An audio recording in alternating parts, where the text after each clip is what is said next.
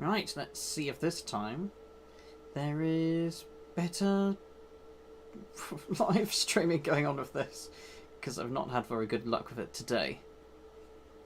Apologies for that. I tried having a video game in the background. That is not recommended, because it turns out the I guess the video play rate is not video play. Yeah, the megabytes per second that you get on live streaming is too much for it. When combined with, you know, the obvious requirements of playing a game. At least with Mount and Blade Bannerlord, which I guess makes sense. It's a more recent game.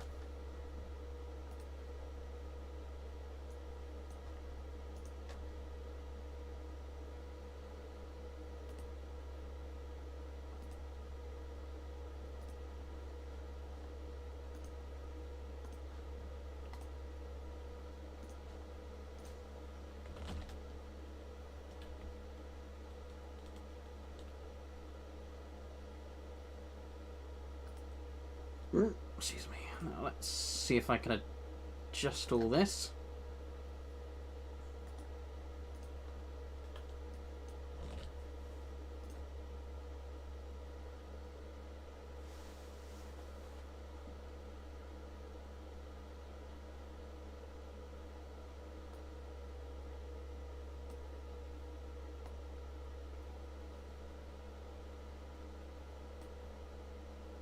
All right. So, ooh.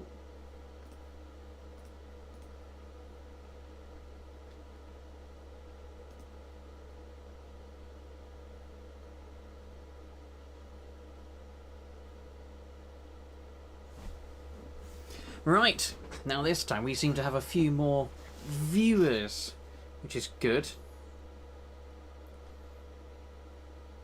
Once we get started, it all kicks in a bit, I can start, you know, for a channel milestone, I thought I'd show a few of the items made and whatnot. So, let's get cracking. Let's get the view on so I can see basically what you see. And also see... I'm in mirrored mode, so remember, you can always use this bit to respond and ask questions, comment, that sort of thing. So anyway, you might have been aware that I was making a few spears recently in my latest video. These are obviously very small heads. The diameter would be pretty much the sort of thing you could put onto an arrow stave. In fact, I might have an arrow stave. No, not in this room. But this is the largest of the two for comparison.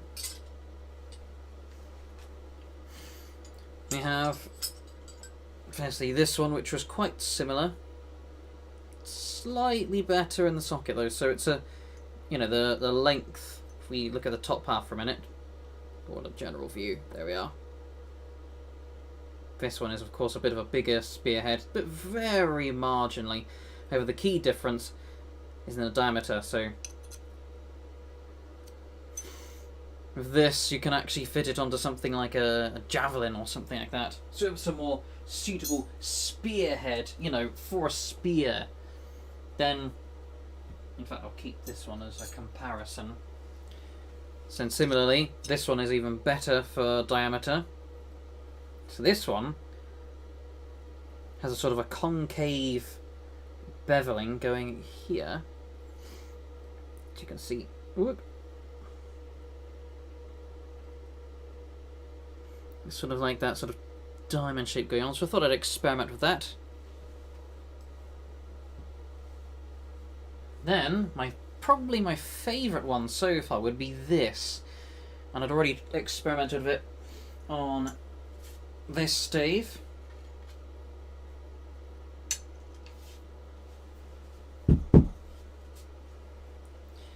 little bit loose now because I'd already put it on and then removed it. But you can get a rough idea of how it would fit.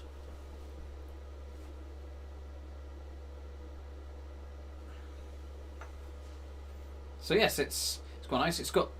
I decided to do it in this sort of style, firstly because it looks nice with the leaf shape, but it's got, of course, a taper to the fine point, which I quite like. Oh, Larry Houdini. Hello. Greetings. Sorry, I didn't read that so quickly. So you've got the spear point just finely around here, so you can see its tapers much better, so of course it's got that piercing.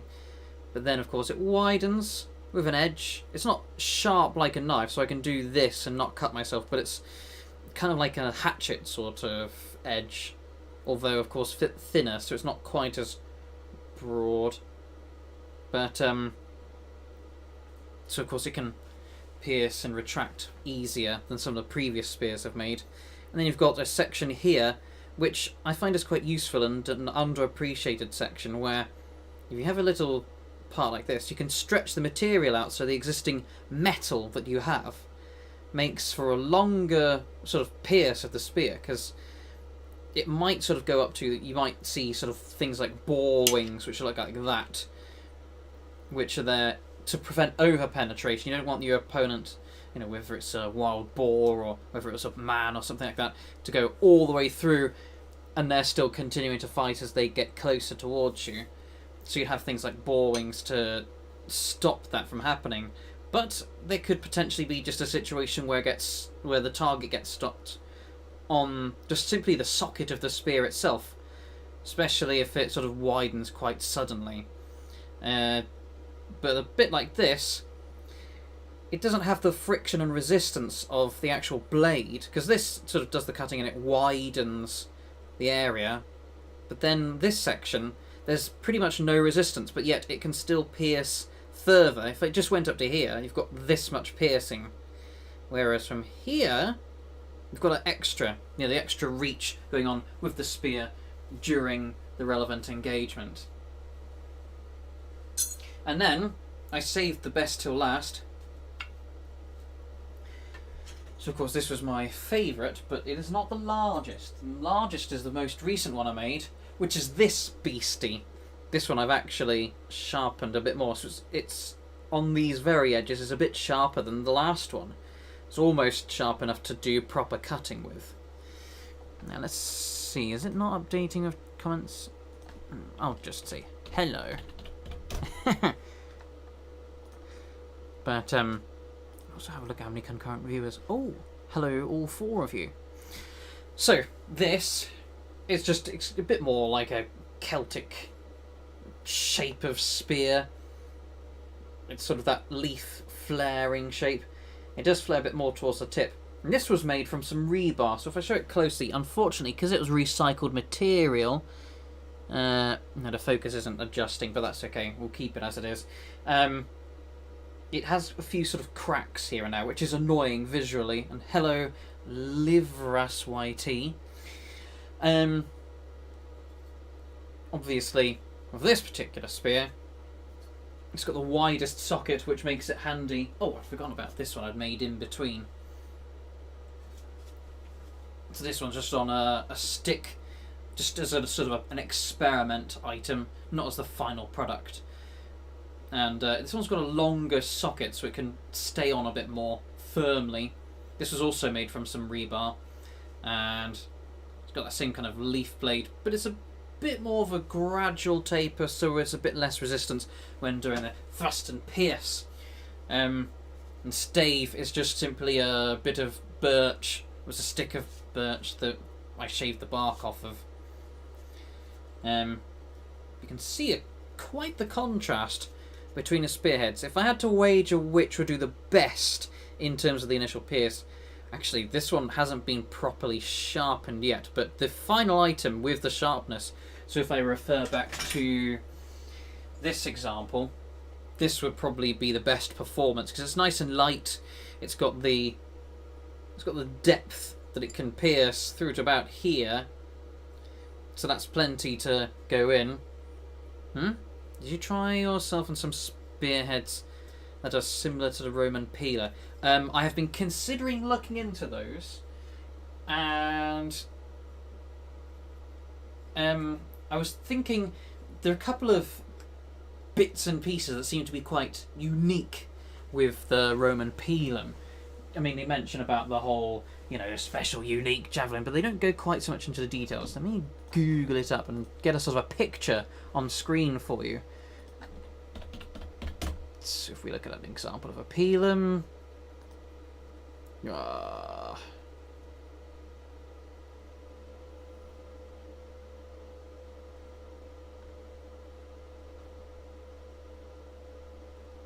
And of course there's a differentiation between a light and heavy version of the pilum. That's a good example. In fact, tell you what. Switch over and whoosh! Magic happens. That's just my OBS studio. Here we are.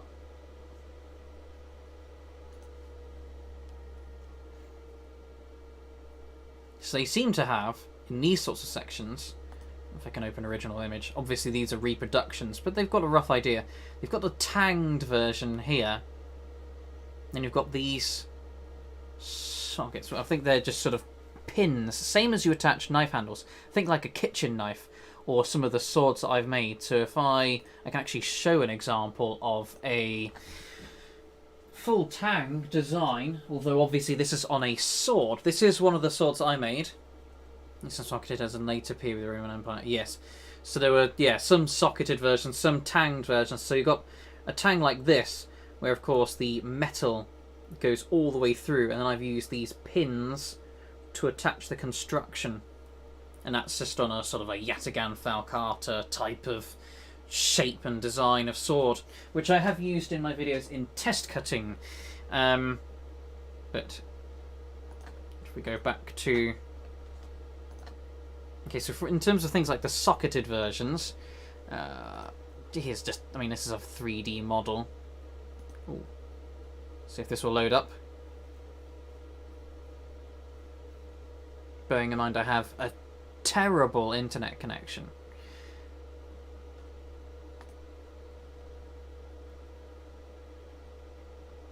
So it's interesting that apparently there is a soft iron sort of shaft part around here. And the purpose of that, they say that, it's to bend and when it goes into shields, but I think it isn't to do with making shields unusable. I think that's kind of incorrect, because if you're trying to make the shields unusable, frankly, you need as much resistance. It needs to be hardened. So this whole thing would be hardened and tempered steel. Excuse me, the spear would go into the shield as far as possible and, do the maximum penetration into the whatever design of shield the person's using, or perhaps type of armor. And then after that, that would be, sort of be wedged in. Whereas a softer iron shaft around here would actually make it, because of course that sort of is softer and it bends because it's taking some of the force and being deformed. And that's force going into deforming this shaft and not into piercing the shield. So I reckon I prefer the other theory, which is that it's actually simply to make the spear unusable. Because in exchanges, you get someone throws a javelin, other person will throw a javelin back, and then back and forth for the entire skirmishing phase. So if the problem is you can make javelins, and then you can have your soldiers throw the javelins at the enemy, but anything which doesn't get stuck or broken or otherwise be rendered unusable, that can be then picked up and thrown straight back at you. So you could have the finest quality javelins, you throw them at people, they are fantastic, but then some of them get thrown back at you. So your own...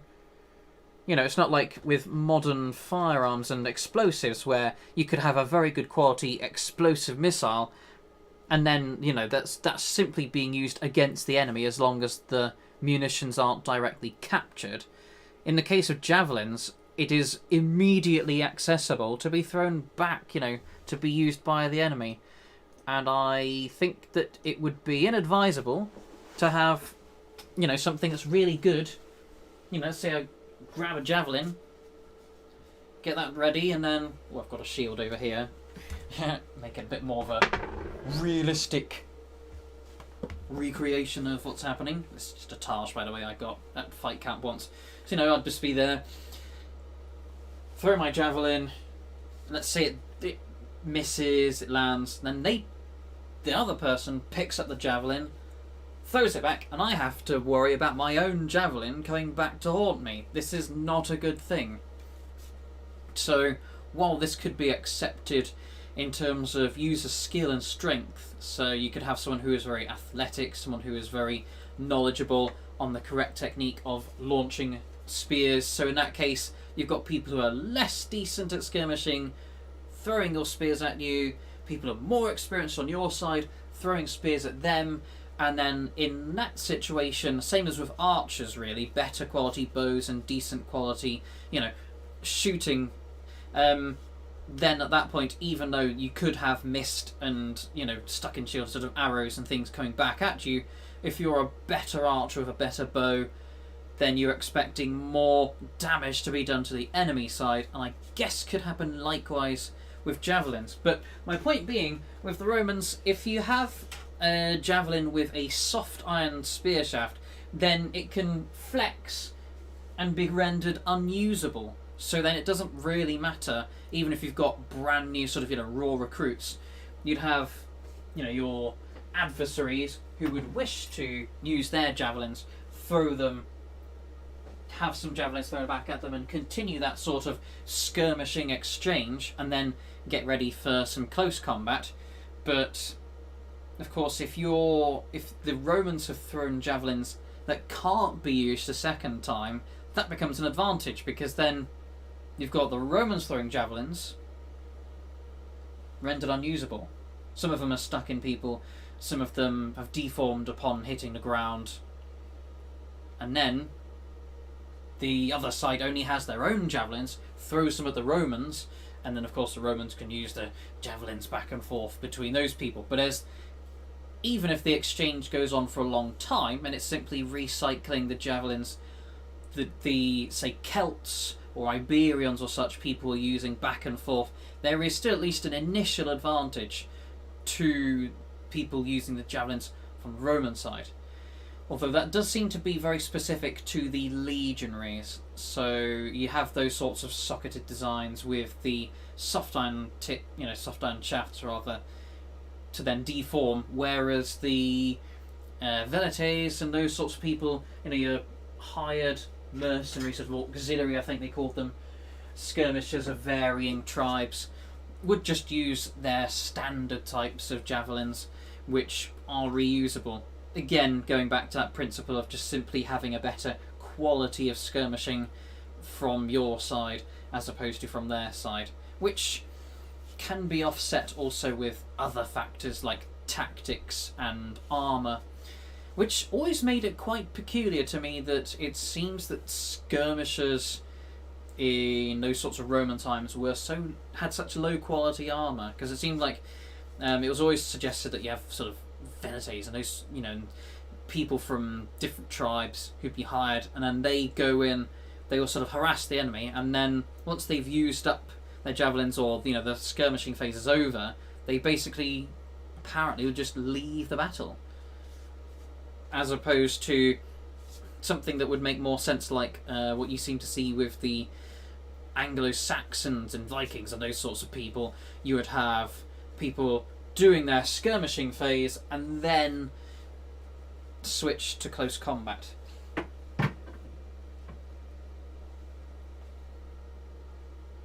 But yes, suffice it to say, there is certainly a lot of stuff that we don't know about those time periods, and all of the precise reasons why some of those things were or weren't done.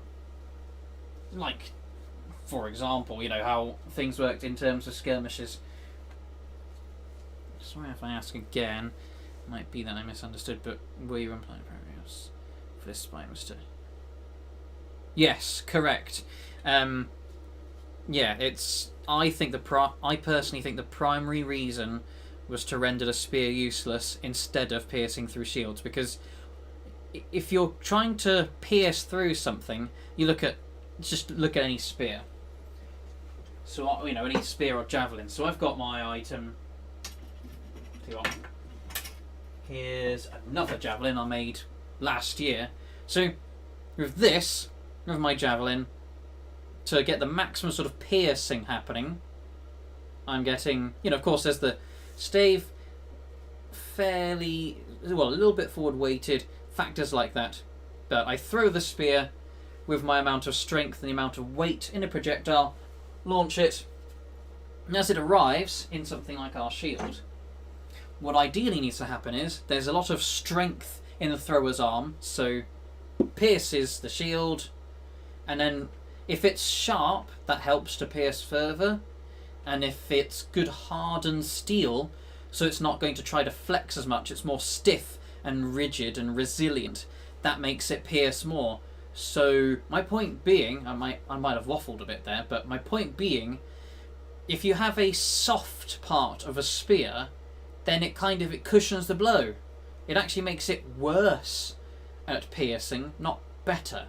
So why would you have something softer in the spear that's worse at piercing when you could instead have it, a longer shaft and have it hardened and tempered and make it as sharp as possible, so then you throw it with your force and the strength and the weight of the projectile turning into that momentum, pierces in, gets stuck.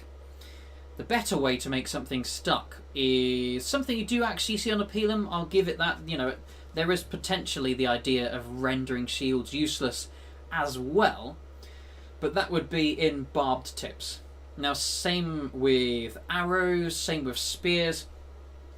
The advantage that I've always enjoyed with these sorts of leaf-bladed spears, or if we exaggerate it, there we are, I've got a larger example. With these leaf blades, something like this, which is sharp going along down here, as I pierce through the target, of course, the cutting edge widens the wound, but also, of course, it might not necessarily go completely straight, there might be a degree of movement. And as you retract the spear, it's quite easy to pierce through the target and retract, so you could follow up, Let's say I'm against one person, so I'm using my spear, goes into that person, I retract, maybe they're not, usually a person's not immediately dead, it's not like TV, there's time to bleed out and all that kind of stuff. Or perhaps it went into some armour and it caused a minor injury instead, so I pierce, retract, and I'm following up, doing fighting, whether it's attacking, defending, retracting back, going forwards, all of that stuff that I want to do. This sort of design lends to it because you pierce in and it's nice and easy, you've got the edge going further back, or at least a smooth surface, and then retract and extract the spear so you can use it again, pierce, go back, pierce, go back, pierce, go back. The thing is, the spine isn't made deliberately softer, it's a misinterpretation, probably because every account where bent spines were mentioned, when the sources got treated as if, okay. So in that case, if they were hardened all the way along, then it might well be a matter of just simply trying to pierce as far as possible. So just as on some spears, as in non-thrown footman's spears, you'd have something like wings or a broad socket. So as you pierce certain far, it gets sort of stuck. I'd wonder if the length of that sort of iron shaft is specifically, so you've got that extra weight. It's not sort of big, so it's lacking the arrow, it's sort of like flights on an arrow, it's sort of slowing down almost. If it's narrow, just like a rod, and yet has that sharp tip on it, it could well be to make it pierce as far as possible, which again I wouldn't say is necessarily for making shields. I mean, I wouldn't say they're not for piercing, just more that the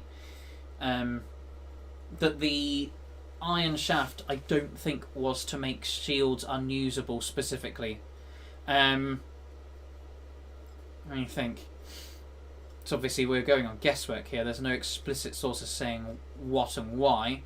So something like the lead ball, obviously, yeah, that's to give it extra weight and momentum so it can pierce.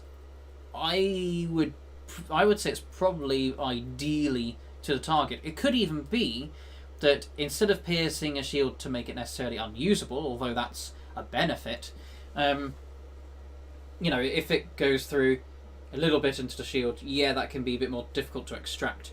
But if you go further through a shield and you've got a lot of momentum, and I think the heavy pilum was better for sort of close range, so rather than most javelins... maybe, yeah, to... yeah, exactly, to pierce further and injure the person behind, perhaps. Although, well, I wouldn't say the person behind them, that seems a little bit of a stretch, because, I mean, you know, even in a very tight formation, to have the amount of reach you'd need for a spear to go through one person, you know, you've got them using their shields, you've got through the shield, through the person, coming out the other side, and then enter into another person, and, you know, there'd be a bit of a gap, then you've got their shield, then you've got the other person, and then you've got to go further, because you can't just, you know, when I say go into a person, obviously, something like that is not enough. It needs to be going a deep wound. It would be great if you could pierce two people at once with a javelin, but I would never expect it. You know, you'd need something like a really large sort of ballista bolt type of thing, something that would be more like a siege weapon type of scale to manage that realistically and consistently. But certainly, I do think you might be onto something with that it's to pierce further. If you have a lead ball for the extra weight, like you said, and then an extra weight driving through, whether it hits a shield and then tries to go a bit further to injure the person behind, or whether it just impacts the person directly and pierces through their body or their armour.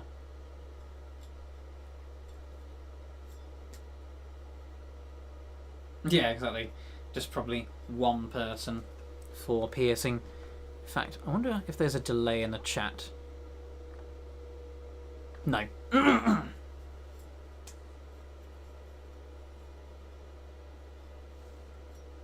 So, yeah, with those javelins, well, just summarise, yeah, I think it's probably to make deeper wounds, I guess. That's the conclusion. I haven't really spent as much time thinking about specifically the pilum, because I tend to focus more on medieval combat as opposed to earlier stuff. Even though I have been experimenting, trying to make things like, this was a really abysmal attempt at a falcata, even though it's clearly turned out more like a yataghan. It's not forward curved enough, it's not broad enough, the grip hasn't quite come out the way I wanted it to, but it was my first attempt at that sort of flared out blade. It's also one of the lightest blades ever made, which makes it great, you know, in the test cutting that I did with it. Went through the bottle very nice and swiftly, even if there wasn't as much momentum behind it. Blades like this, my sort of really short version of kind of like a Sparta type thing, is a bit better for that sort of momentum.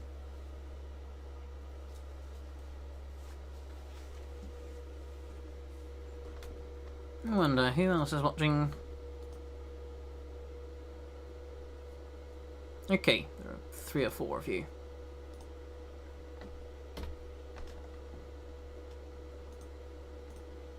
Well, meantime, we'll keep discussing about javelins and things. So yes, I've been experimenting with making spearheads. Oh, and just in case you didn't know, you can see this is the same sword from that picture down there.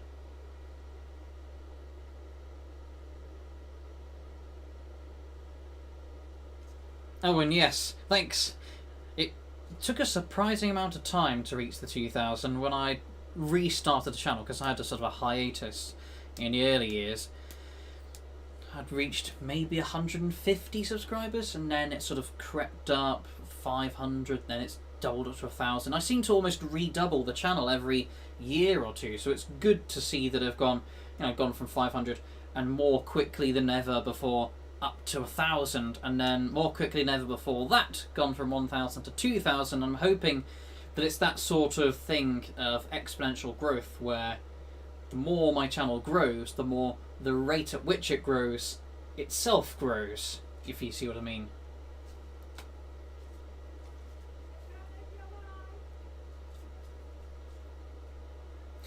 So,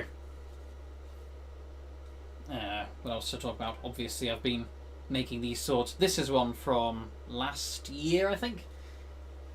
Same with this. More recent ones, I have not yet videoed it because it isn't sharpened and not quite fully polished, but you can see I have made another Langsax. It's got... Yeah, well, there is that. Yeah, getting algorithms, but although there are people like there's that Scalagrim channel, and you look at the things like that whole end them rightly type of video, very thoroughly recommended by YouTube, and you get lots of people viewing them, and there are some of my videos which are getting a lot of views. Like there was one which was comparing good and bad gambesons, or there was one I did which was just talking about brigandine armour, and there are some of those which are just right and just juicy in that however the algorithm works, that they were very marketable and loads of people watching them, and then there are other videos that pretty much no one watches. A good example of the contrast, pop this one down for a minute, the new Langsax. I'll show more about that later. So if we go into the YouTube view, actually let me try and find it all.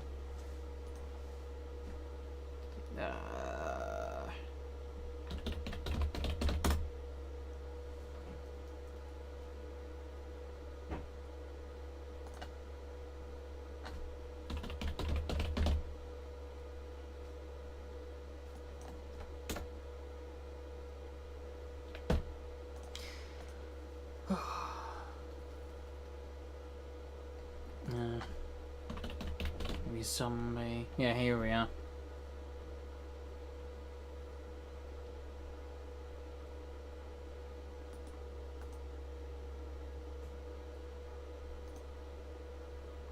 Then we look at crowbars. So it's going to load up the videos, but everything's being extremely slow. Load up. I don't need them playing.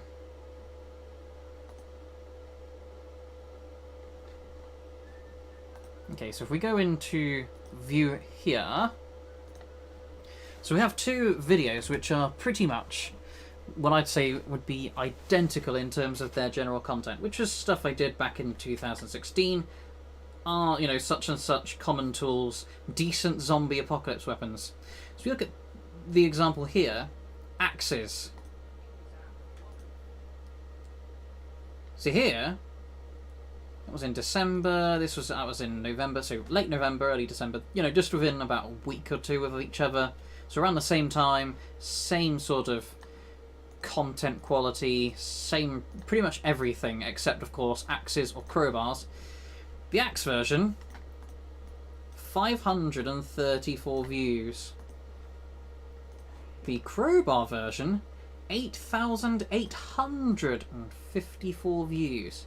You can see there's a stark contrast between them, even though I even directly linked them up to each other.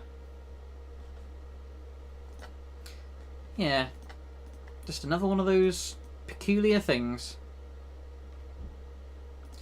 So it seems like, and I mean, you get firearm videos as well. Not any that I haven't done them, but you get firearm videos on YouTube, and those end up with a lot of views. You look at things like Forgotten Weapons. You know, they're talking about actual firearms, and some channels even do live demonstrations of different firearms. Millions of views. Although I'd wonder if they were more organic, so to speak. You know, people specifically looking for those things, and YouTube can't not show those things without, you know, basically looking skewerthy, you know. I'm looking for this, the 2-gauge shotgun. Oh, did you mean Nerf guns for kids? At that point it becomes a little bit too obvious what YouTube's doing, so they have to do it to a less garish degree. So that could well be why some videos do make it past, despite the algorithm sort of fighting against it all so much. I'm not so sure. But there does seem to be a link between monetization and viewership, because although the people in YouTube said, "Oh no, this isn't the case at all. We don't do that." But you looked at certain channels like Jurg Sprave, and they've had clear examples where they had videos which were monetized, and then the exact moment, you know, someone did some sort of claim or something happened that got them demonetized, the amount of viewing suddenly plummeted massively, you know, losing sort of 2/3 of the amount of views coming in and things like that. So definitely is something in monetization. Another thing I'm looking forward to, because when I will eventually be reaching 4,000 watch hours. It'll take I reckon by the end of this year or maybe next year, sometime like that, I'll reach that time, and then that should allow the channel to be monetized, videos get watched a bit more, stuff like that happens.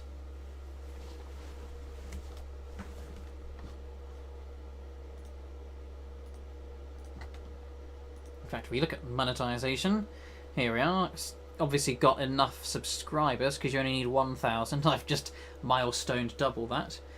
But as you can see, public watch hours, I'm currently at 3,242 out of 4,000 in the space of a year.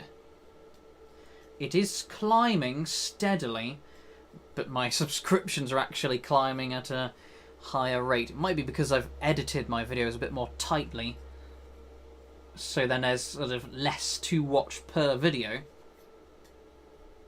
Since obviously you can only watch, say, a 3-minute video for 3 minutes, whereas a half-hour video you can watch a half-hour, you know, that kind of thing going on.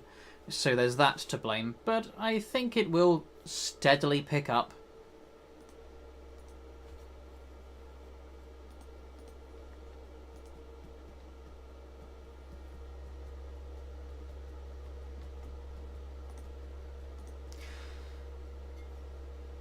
So yes,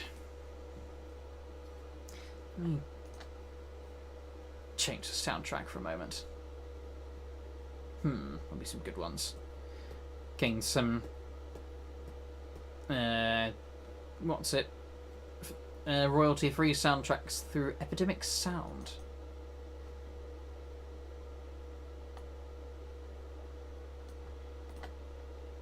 Sure, that'll do. Will it? Yeah, we'll keep that going for a bit.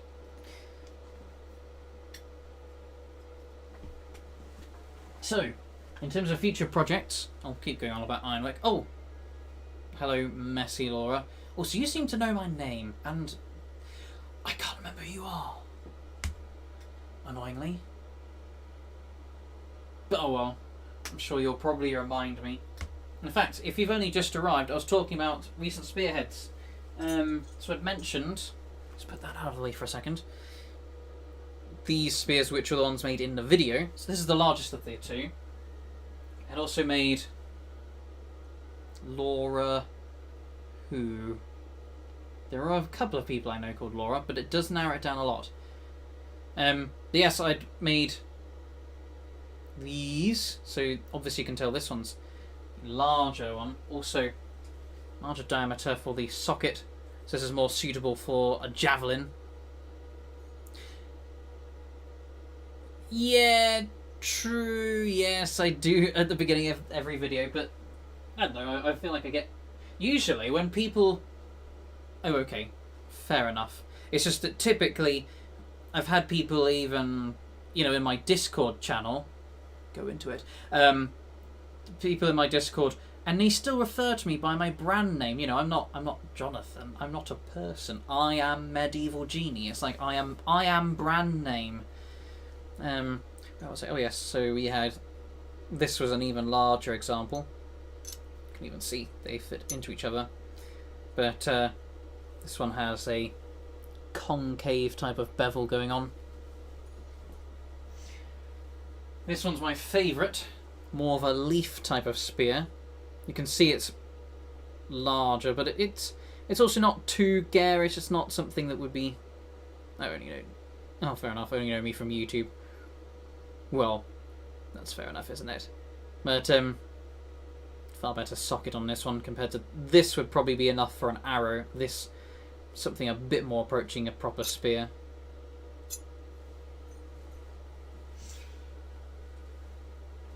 And if we have an example stave here,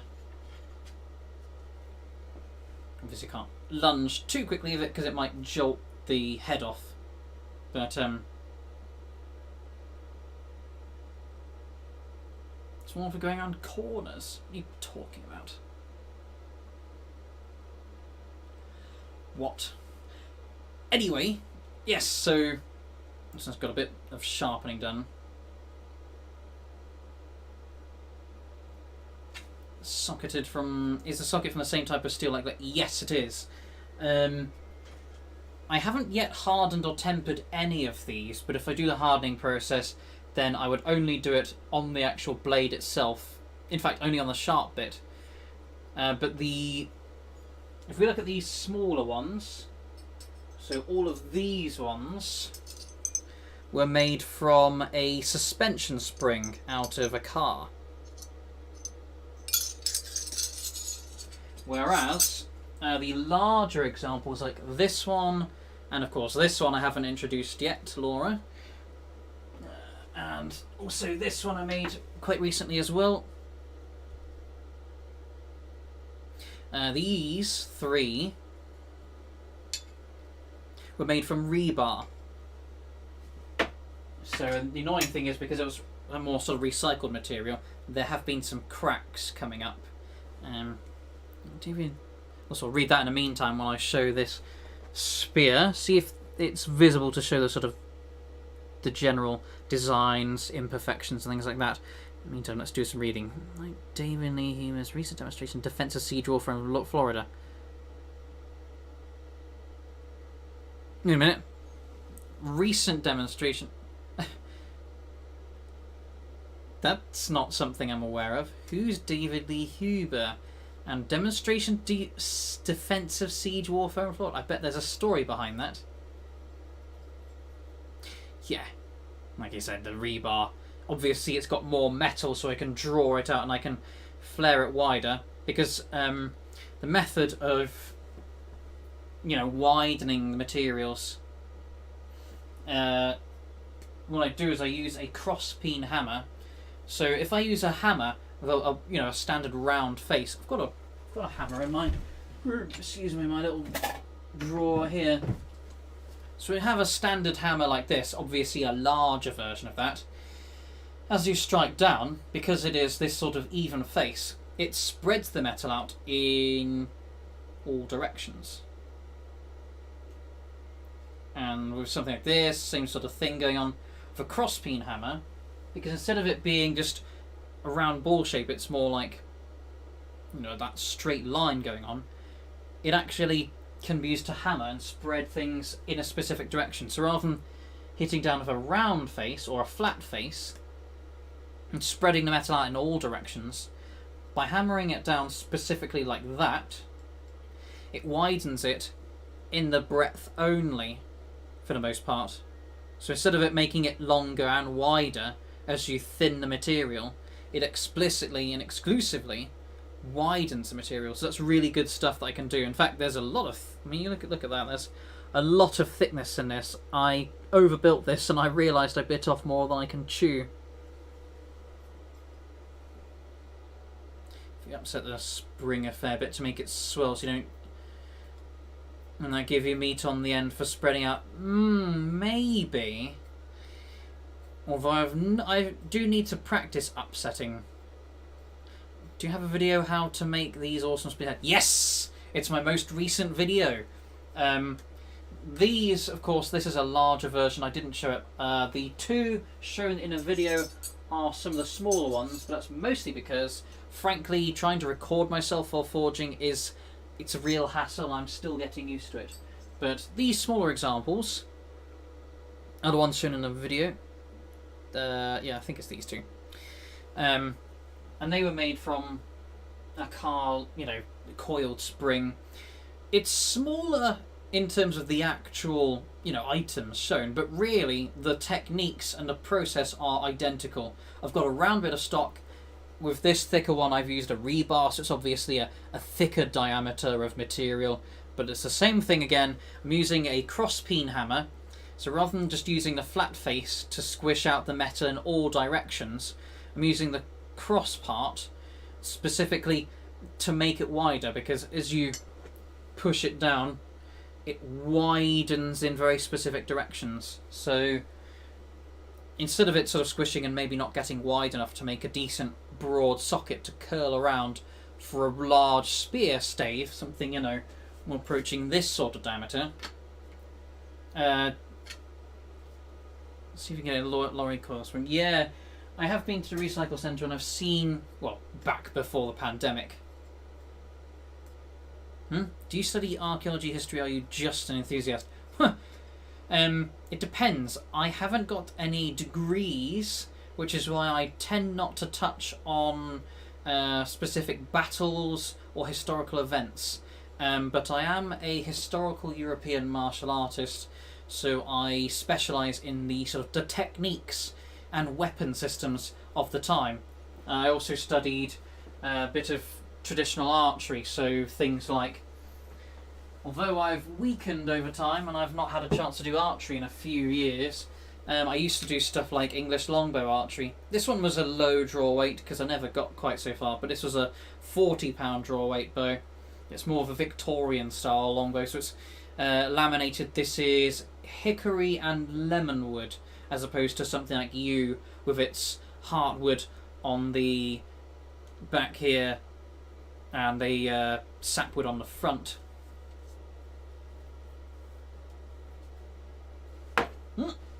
Just hitting my light fitting.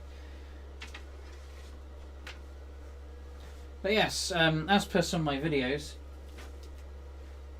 I've done a lot of techniques with, apart from obviously trying my best at bladesmithing, which I've done a couple of, courses on, short courses on blacksmithing and bladesmithing, and as well as gathered sort of general advice and watched YouTube videos about it and whatnot.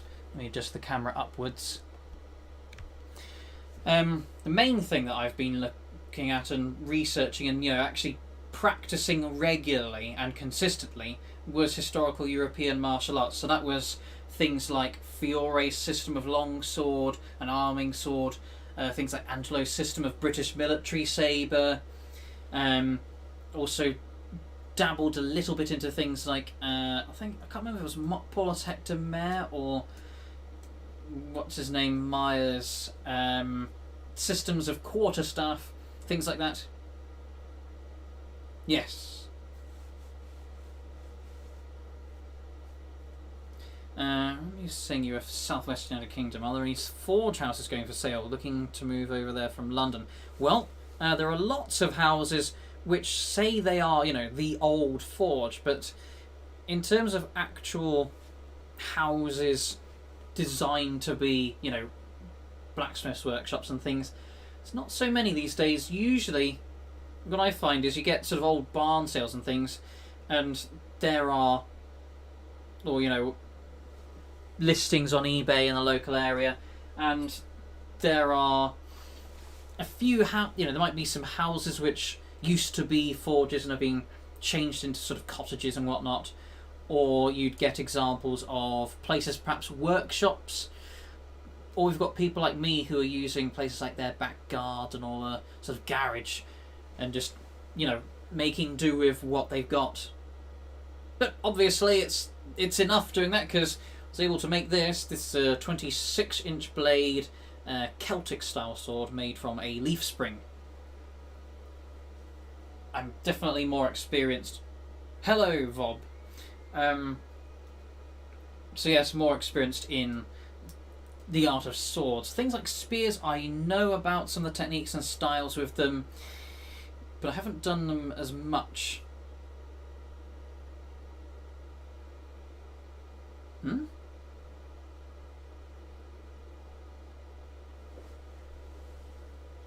It's all through the cable. How do you mean?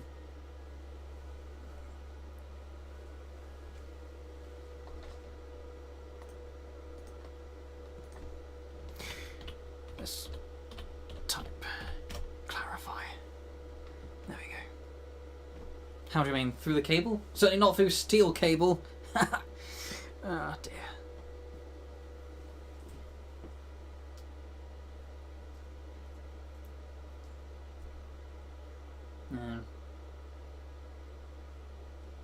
Oh, I don't know which part it cut off at, but I'd said that I managed to make do with the circumstance I'd got in, the areas that I am. I was able to make obviously stuff like this, which was from a car some sort of car or lorry leaf spring, and that was just making do with the circumstances I've got. Just working out of a sort of shed garage area and out of the back garden, and setting up a sort of cottage industry style blacksmith's forge there.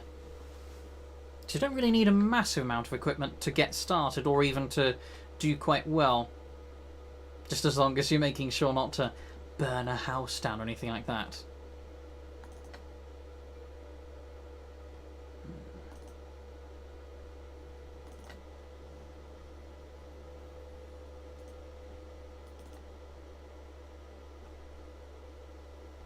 This will do.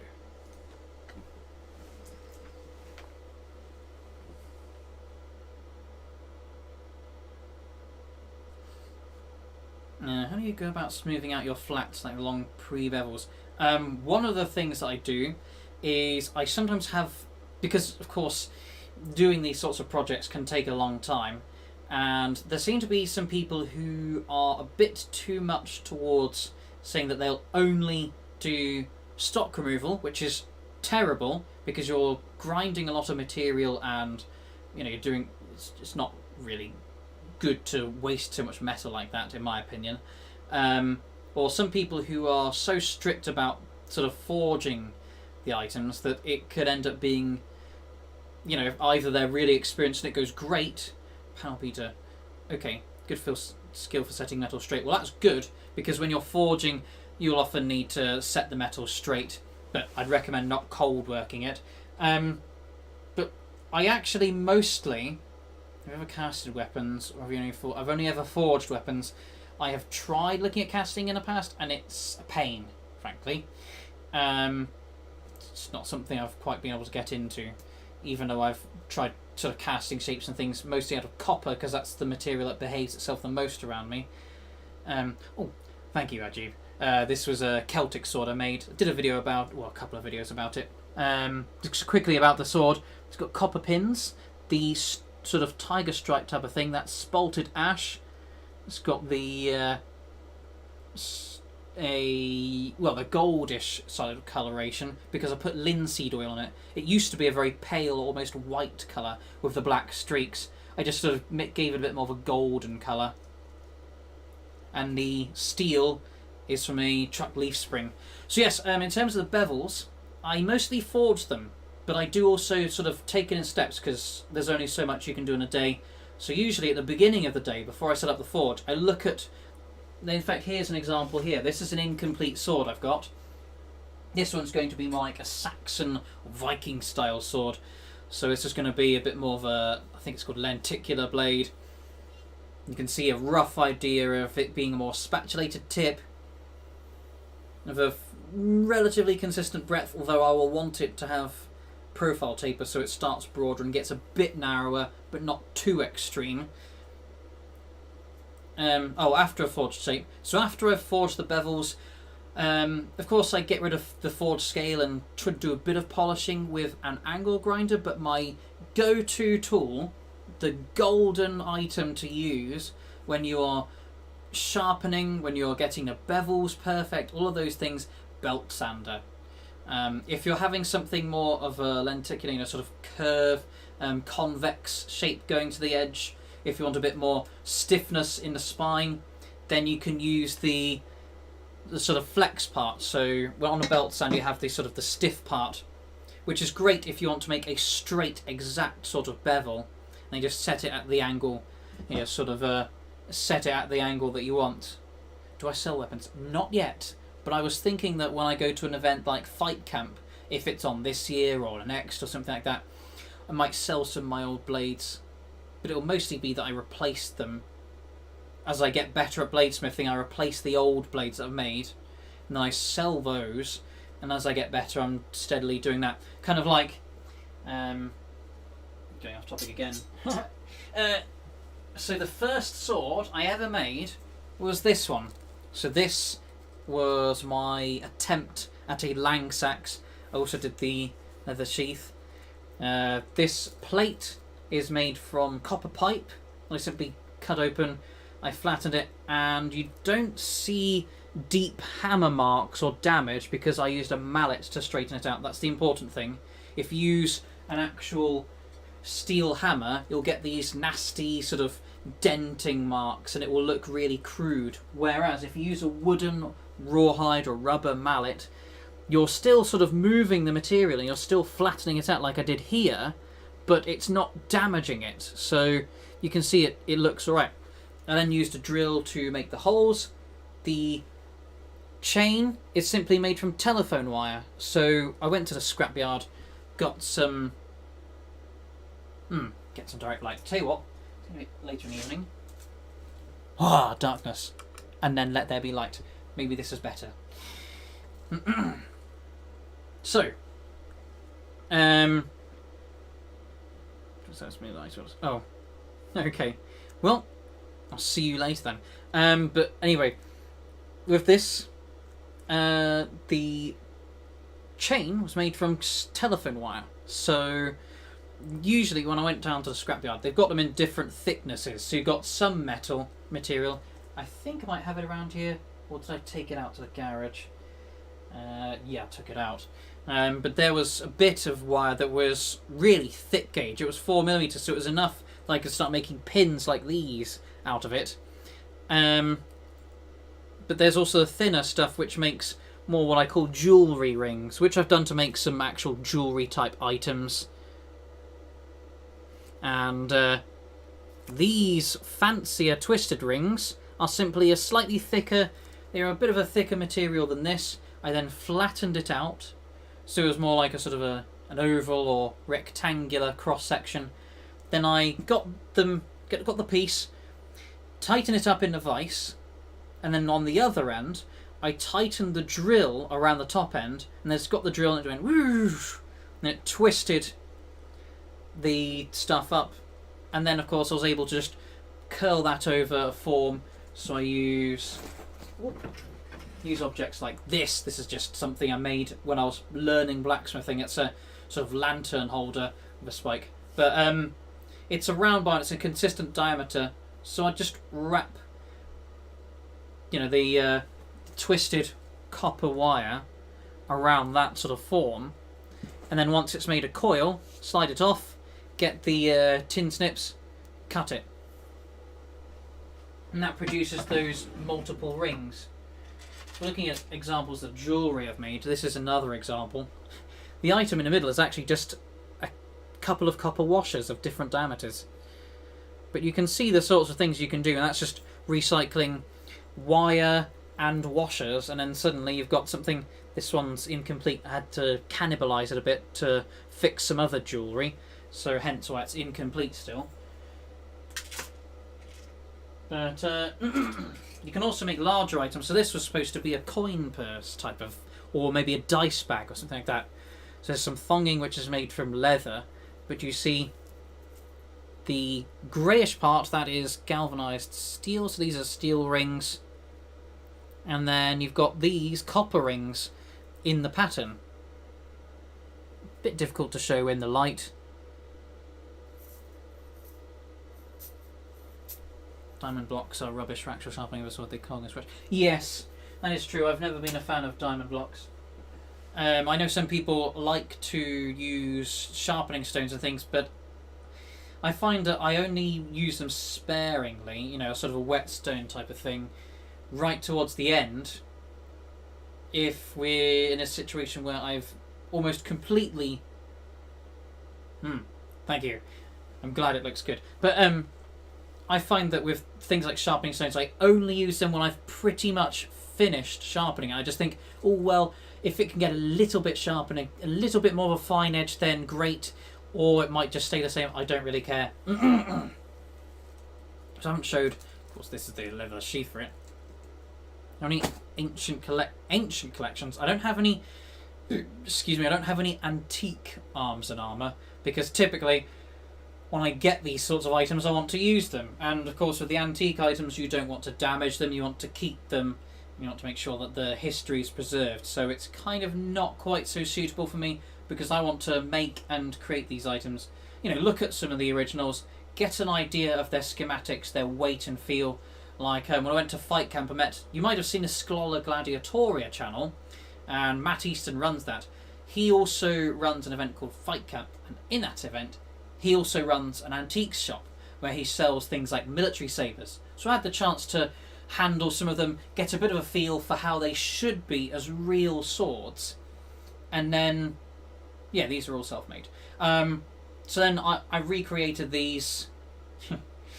I recreated these, you know, sort of based on what I think is, based on what I've experienced doing historical European martial arts. You know, what I like in the handling and the characteristics of a blade, and then also looking at the antiques, the original war swords or dueling and self-defense type swords, and then, you know, looking at those designs, what sort of weight, what sort of material distribution, you know, what sort of edge sharpness, you know, those sorts of things, and try my best to recreate what's a good quality item out of those. Even if not necessarily creating them exactly, trying to create something that is practical and suitable. Hence, some of these blades are actually lighter than you might typically expect. There was one of my subscribers who could not believe me when I said this is just a hair's breadth over £1 in weight. So it's a 23-inch blade, and it's got some thickness in the spine, but it's a gradual taper through to the edge. It's a bit of a rough polish, apologies. Like I said, it's an unfinished sword, even though it's got its handle on. It's not sharpened or anything yet, but for a 23-inch blade, it's about £1 in weight. Few thousand subscriber special. Build a great or war sword. I mean, something more, for war, yes. A great sword, something two-handed. This is a Langsax. So a Langsax would be, it's just a long knife is the best interpretation of it. Same as the Lounger's Messer or Grossmesser in the later sort of the medieval period. Same kind of concept. Although the Messers tend to have crossguards and sometimes have pommels. And instead of having this sort of tip design, they might have something similar to an arming sword type of tip design, or more frequently something like a falchion with a clip point. So yeah, this one is very light and only £1 in weight, and I've found that it's very nice having lighter blades like this. I'd worry maybe using this in warfare. This would probably be more like a civilian wear, self-defense type of blade. Something light, nimble. It's nice to carry around. It doesn't weigh too much on you. And when you use it, it's got nice lightweight characteristics, so you can handle it nimbly. So I can do feint attacks, I can do parry riposte, those sorts of things. Or I can combine it quickly with some sort of shield, if I was able to obtain one, and do all of that. Langsax. It's written. Let me put that down for you because it's a German word. It's great. So let me write that down for you. Spelt. Spelt.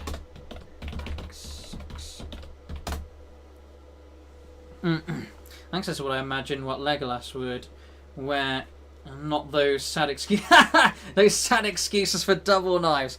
Strongly agree. Yeah, maybe something like Langsword. Yeah, because it's for someone who wishes to be more swift and nimble. So yeah, just have... Oh, I've got a belt on, so I can just put this in the belt. And it's not sharp, so it won't cut the belt either. So yeah, just whoosh. Wear it on your side. Nice and lightweight, but yet it's also got a long blade, so it can keep... it can handle its distance. It's not at a disadvantage when doing all sorts of fighting with people. Like I said, this version is maybe a bit too light.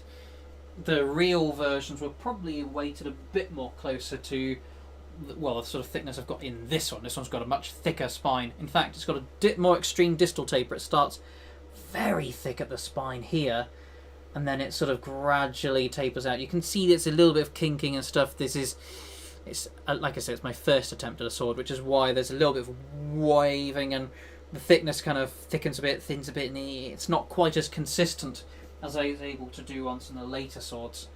But this has a thickness and weight a bit more close to the correct type of Saxon sword, which is almost ironic, really, because it's a shorter blade. This first sword I made, the Lang Sax, is a 20-inch blade, whereas this new version I've made is a 23-inch blade.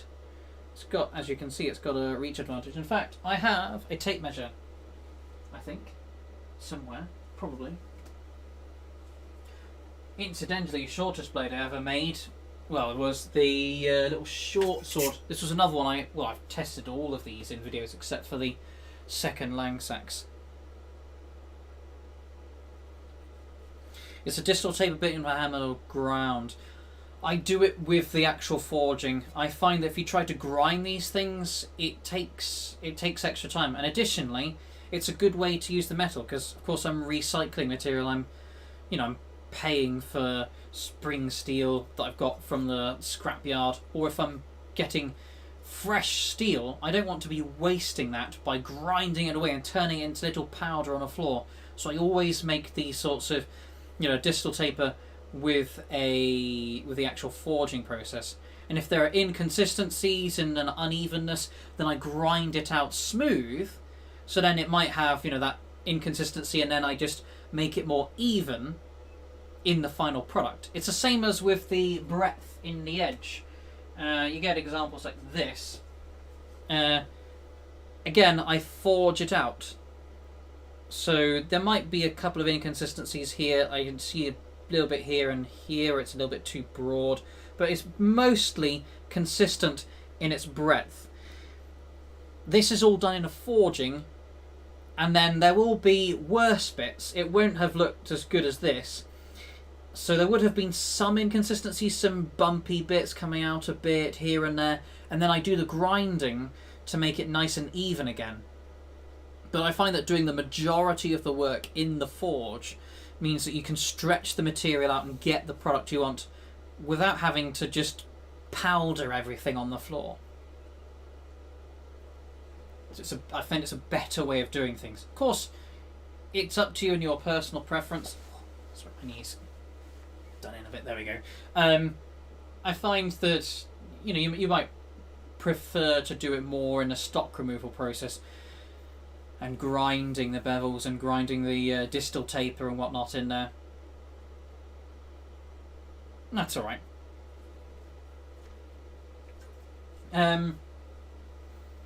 Also, something that people seem to sometimes find amazing, but I think is more normal. I do distal taper in the tang as well. This is something I do for weight distribution. So if you look at this example, this is even the very first sword I ever made, same thing. So you'll see it's extremely thick right here as it meets the actual blade, whereas by the time it gets to the absolute tip, or sort of, I'd say pommel area, but obviously there's no pommel, the very base, it is quite thin. Now I do this because if you make a sword heavier, obviously it's slower to wield and it's not quite as useful, it's not so enjoyable to use. It's slow to respond and it feels like it lags behind what you want to do in the handiwork. But if you have it too thin or too light, of course, it ends up being problematic where it might not have the chop power, or it might actually just be too thin and break. So I find a way to compromise, at least, I mean, of course, there's the whole idea of distal taper in a blade for that, but people forget to do it in the tang. Having it so thick here, it's very sturdy, so I would say it's almost guaranteed if anything's going to go wrong with the blade, it might break, might take a set or break in the blade somewhere, sure. Maybe the handle will start crumbling, the wood will go, but this part here, which can be one of the very weakest parts in a sword, just the junction between the blade and the tang, this is where you tend to get a lot of stress, and so many poor quality swords fail here, but yet, as you can see, there's no chance that will ever happen. Ever. Guarantee you, it will not break in this junction. That's because of the distal taper in the tang. Let me see, there are probably other examples which have it. I've got a more consistent tang in a Celtic sword. So that's not an example. I think no, it doesn't really have much distal taper. Oh, that was it. There's a... No. Okay. I think the second Langsax does, though. So here we are. That's a clear example as well. So it starts out here. It has a good degree of thickness here. Then it gradually thins out into the tang. And it does that on both sides.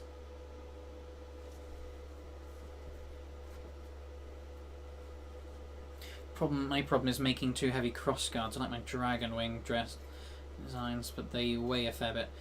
Is that making them yourself or buying them?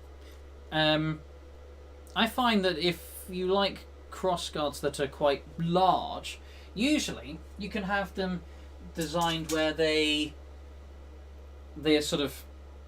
I'm trying to think which diameter it would be. It's got the thickness, extra thickness up and down, but in the thickness... Best way... I should just get you an example. Right. This is a good example of the sort of thing I like on the sword. So, as you can see here, they look quite large. The crossguard here.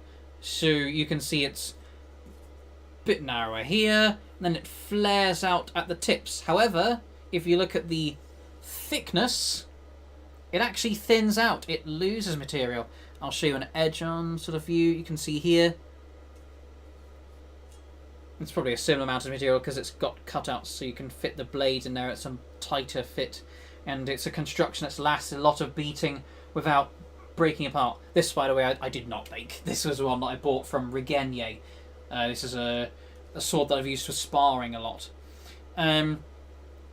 So yeah, with a crossguard design like this, you've got this sort of breadth, the sort of thing that you like you said, the sort of dragon wing type of effect going on. Fine.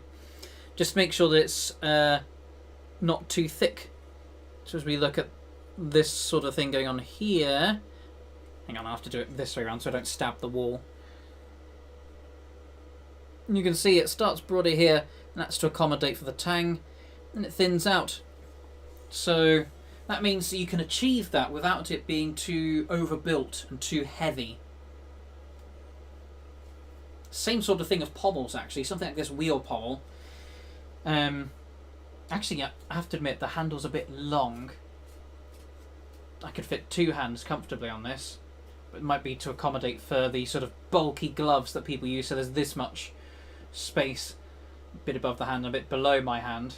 And also for people with large hands, because this is more of an off-the-shelf product.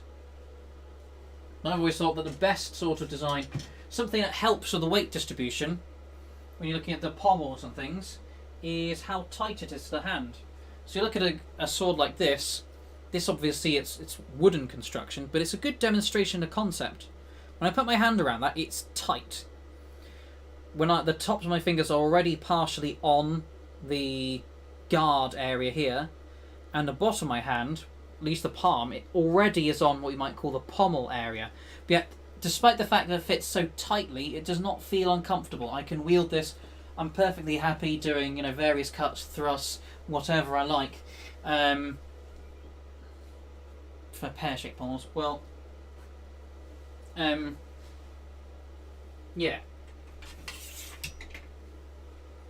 I mean, of course, even with other styles like this, again, this is a handwave version, which is not so good. And you can see there's all this extra wiggle room, which you don't need.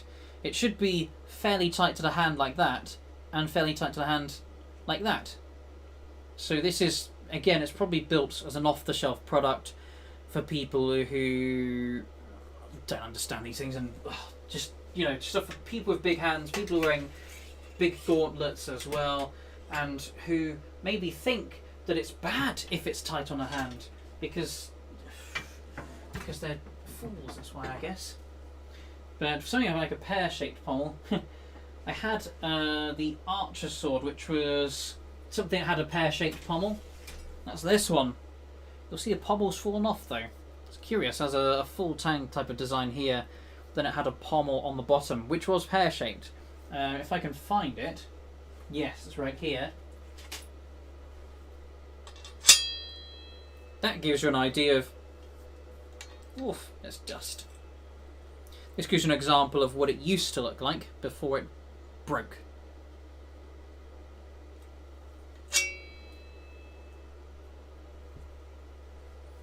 So if you prefer those sorts of tapering designs, again, this was a problem with its weight and balance, because I feel like I would probably want it to about almost here, maybe. Yeah, this type. So a finger or two back, because here they've got so much room. There's, apart from the fact this is a very heavy pommel, as soon as this the handling of the sword has got so much better ever since it lost its pommel, which seems ironic because it's broken and it feels like it performs better broken than it did fixed. But there we go. Yeah, I'd probably be more inclined to agree with Livrus. I'd prefer those sorts of those sorts of pommels that flare out like that on two-handed swords rather than swords in one hand. If you don't like wheel pommels, I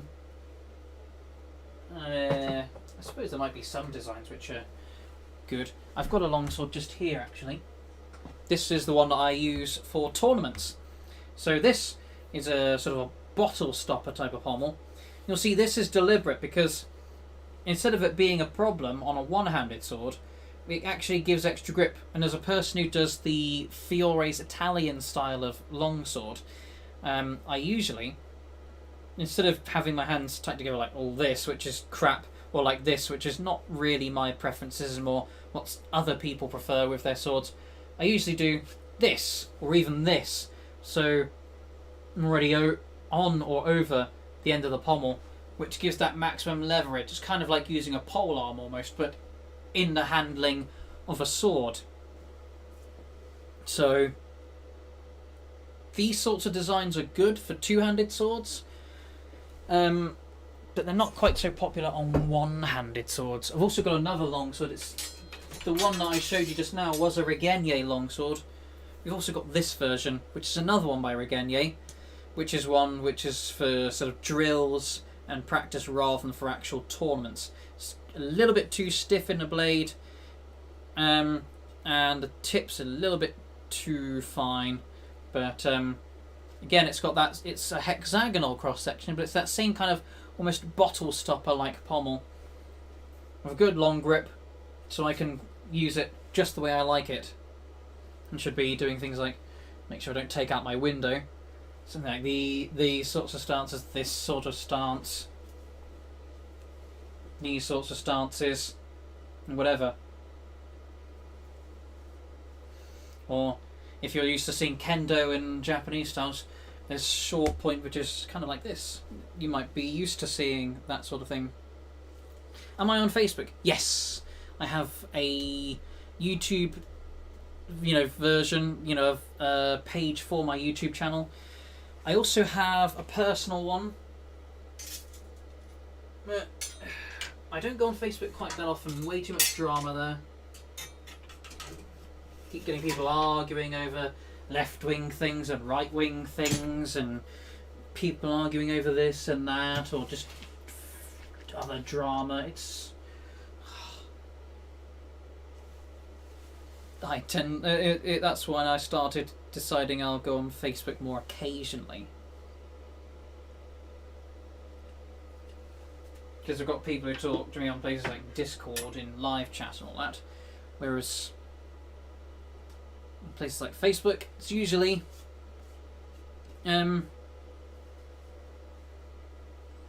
alright, if you wish to share pics of your swords, hey, it's advertising time. Which is probably, I'll see if I've got a link in the description. Let's have a look. Quick.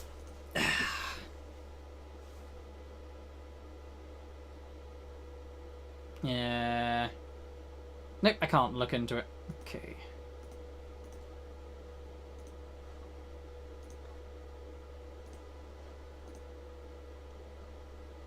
Now here we are. Nope, it's got the thing about Patreon and about my channel. I have not yet linked Discord. Okay, so let's go into invite people.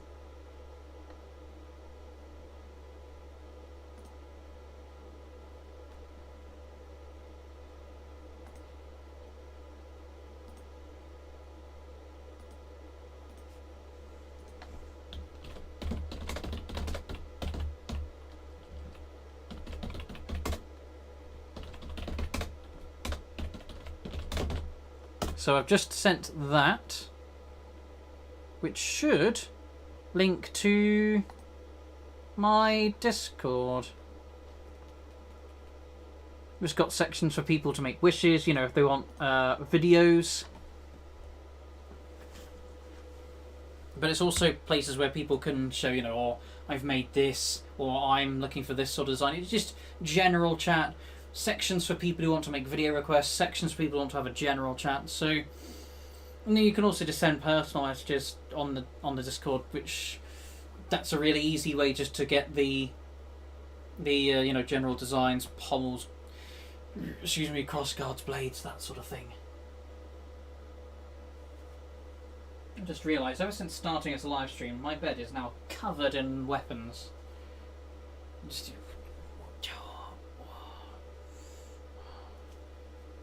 let's have one more.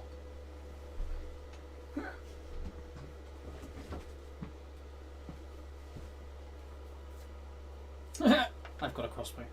This has been shown in other videos, by the way, including shooting a construction helmet. You may get, oh, am I going to be testing any war axes, etc.? Yes. The plan is, same as with the swords, as soon as I have made my first, you know, attempt at a war axe, I will then be test cutting with it. It's exactly the same format. That's why you've got the test cutting videos. You know, that's why they happen in that sort of order. The one I did about spears was when I'd made some of my first ever spears. The ones with... Yes, this is actually from Todd Todashina, correct. This one is the £350 version. It needs a goat's foot lever to span it. Oh, and thank you, Lee. So, once I've, like I was saying, once I've made and sharpened up, yeah, it is one of his crossbows. You know, like with the swords, basically you can pretty much gauge when I made each of these swords because a test cutting video was made shortly after. Like this one, there was a certain time, I think it was 2020, would have been probably middle of 2020 when I made this one, and then pretty much a day or two, you know, maximum of a week after I'd, you know, created this weapon, that's when I tested it in, you know, on the bottles and cartons and things. And then same with this one. This, you'll notice, was later than the Falcata and the other Langsacks and things. And it so happened that when Matt Easton had issued his challenge about cutting bottles in certain ways, using certain techniques and stuff, that happened around the time when I just finished making this blade, my first ever sword. So hence, I had a video test cutting with the Langsacks around the time when he issued that challenge, I'd just made this sword. It all coincides. So once I've made... So, and on a related note to that, because I have made these sorts of spearheads and things recently, since I've made these spearheads within the last week, once they are done, once I can fit them onto some sort of stave, so we get an example like this. So get it fitted, make sure it's nice and tight, not it's going to pop off easily. And then, of course, I'll make sure it's sharp enough that I'm satisfied it's warlike, and as the merchant, you know, the sort of people selling it online like to say, battle ready. Their little favourite term for meaning some trash they're selling that's sharp. And then I'll get straight into the testing phase. So, same with a war axe. As soon as I've made one, I'll test it, upload the video, boom, job's a good one. But yeah, at the moment, the nearest equivalent I got to any kind of war axe was this. This was something I received, well, the axe head, I should say, so just this part, this I received when I bought a load of chainmail rings off of Get Dressed for Battle or someplace like that. And then I just hafted it myself. So I used just a branch, a stick of birch, and I, you know, shaved it to sort of an oval shape. I drilled a hole through there. Have you been able to do any forge welding? No. I struggle with forge welding. But also, used some of that copper I'd mentioned, a telephone wire, and made some copper pins. So you've got this sort of decoration going in there as well, which I think looks nice. This light in here is terrible for it, but you can get a rough idea. In fact, let's see if I can get it close enough to the camera. You can see it's nice. Sort of studded decorations. Obviously, it doesn't serve any practical purpose. It's just decorative. But this actually was supposed to be a blunt axe, and seems to be a dent in there. Don't know how that happened. Anyway, I sharpened this up because I realised I'm not doing reenactment. I do martial arts, so things like this would be unsuitable for sparring. I can't use it, so I thought, might as well sharpen it up and turn it into a real sharp weapon, and then I can do some test cutting with that. Oh, and the reason why, despite the fact this is birch, it's got this sort of goldish colour, it's not because of the light, it's because I put linseed oil on there. So usually this is a creamy, almost white coloured wood, but I have put the oil on there and it gives it more of a kind of a rustic Viking or, you know, Saxon historical kind of look to it. But I've never liked antiquing, you know, this idea of making things look old and rusty and crap. I've never liked antiquing, but this is more like an original sort of design.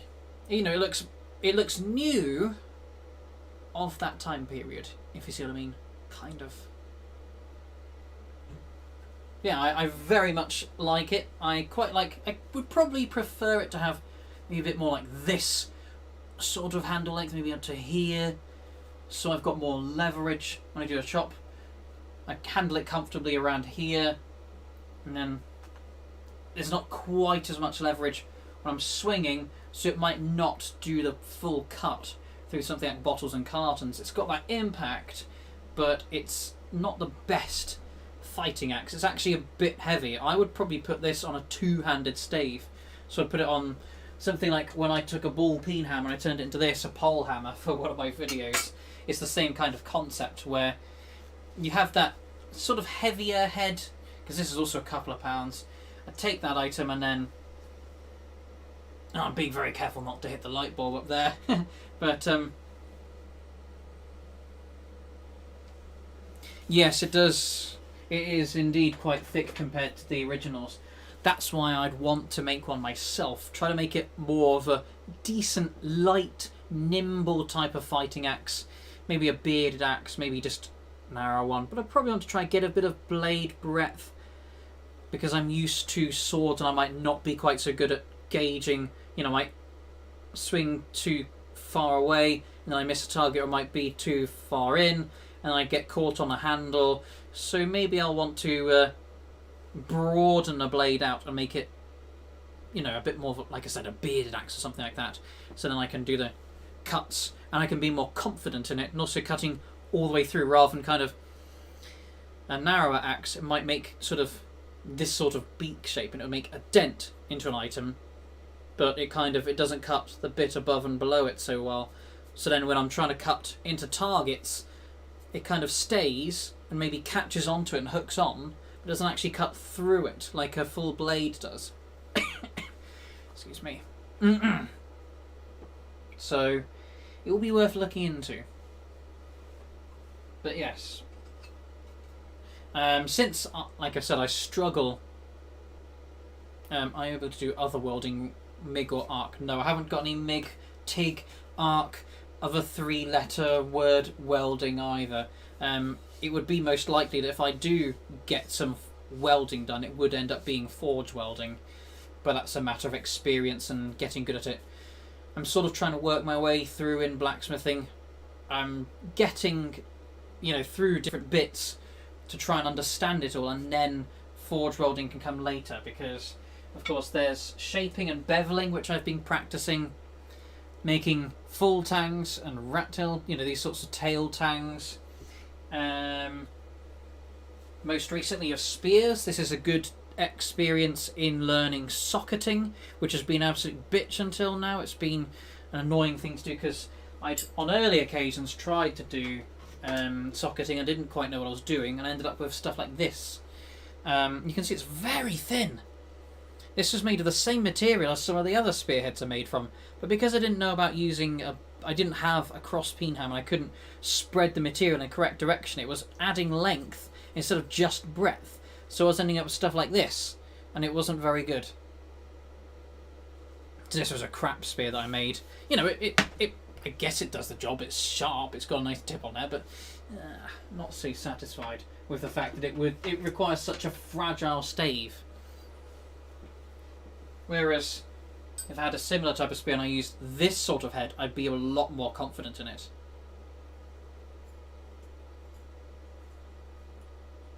Wondering, okay, let's read this. You were wondering how a drill bit stock would do welded onto an axe head, then ground to shape for an edge and heat treated or tempered. Could work. What I'd probably do is drill bits are obviously they're twisted, so I'd look into maybe seeing if I could untwist it. So instead of hammering it, I would get the tongs, get some pliers. After it's heated up nice and sort of yellow colour, you know, nice, really hot, then untwist it, flatten it out, and then of course you've got the bit and the axe. Open out a mouth, probably with a chisel or something, or maybe do it with an angle grinder, cutting head. Open it out, make it, you know, put the that newly flattened out drill bit into the mouth of the axe, forge weld it shut.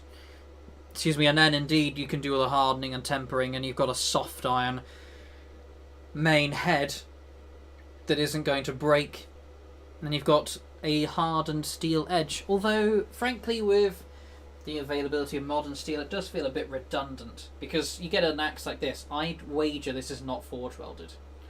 I'd guess this is all hardened steel, or, you know, hardenable steel, even if they only hardened the very edge here. You don't need to. You just, you know, if you don't want it too hard, all you need to do is you can get this high carbon steel that can be made into a very, you know, hard blade. You just don't harden it. You just, you know, you get this sort of area hot, quench only in that far. This bit goes hard, so it holds an edge. This bit remains soft, so it doesn't break. Easy. It seems redundant to do the forge welding unless you're doing a pattern welded type of design, so you're doing the etch so it comes up with those distinct lines. But again, that seems a little bit redundant when you can just have the forge scale and just leave that and just maybe get a wire brush attachment on a drill head or something, make it kind of polish up with the original Ford scale, so it's kind of a blacker, darker grey colour on the main head, and then you get the sort of this sheen on the edge, just like I've done here, really. I mean, it already was polished up a bit more than what I'm talking about. Yeah, exactly. It was to give a soft axe a hard edge. That was because they didn't have so much hardenable steel. But in terms of doing it nowadays, it's a bit redundant. I can understand if you're doing some more particular design like the katana, where you are specifically having the softer steel in the spine and then a harder steel on the edge, and it absorbs the force in the spine, and then that hard edge doesn't completely break apart. But that's on a narrower, lighter blade. It needs that. Whereas on an axe, there's so much stock to it. I mean, even on a thinner axe, even if we don't look at something as overbuilt as this, you're still looking at a blade that's got some... It's shorter, it's not got as much room to wiggle, it's less likely to try and kind of deform or break. Just... Yeah, exactly. It's almost masturbatory with all this Japan... You know, the sort of idea of tamahagane and using those things where it can be, oh look, I've got 1,000,000 layers. Wow, good for you. It's at this point of time, it's like I said, it either serves some particular functional purposes, like putting a low carbon steel tang in a sword, which makes it harden even less than not hardening steel, you know, a high carbon steel. And that could be it for extra durability in those sorts of homogeneous sorts of swords. So it's all one type of steel in a blade, forge weld on a rod sort of tang, a little bit more cushioned, a bit more likely to absorb force rather than break in the tang, even though you should never harden a tang anyway. So that's good, you know, extra security and safety. Or something like a katana where you want a softer back to absorb the force and a harder edge, so you can go a bit more extreme on the sharpness. And besides that, you've got that sort of demaskining, you know, the pattern welded, having lots of layers of high carbon, low carbon steel layered together and done in all kinds of pretty patterns. So you can etch it and make aesthetic designs. So that's then decorative rather than functional. But if I'm just making something like a simple functional axe, I'd just use all high carbon steel and harden the edge. Why add extra effort when it's not, you know, no one's going to see that. If they're going to see something that looks more like iron or something that looks more like steel, the polish will do that anyway. There's no point.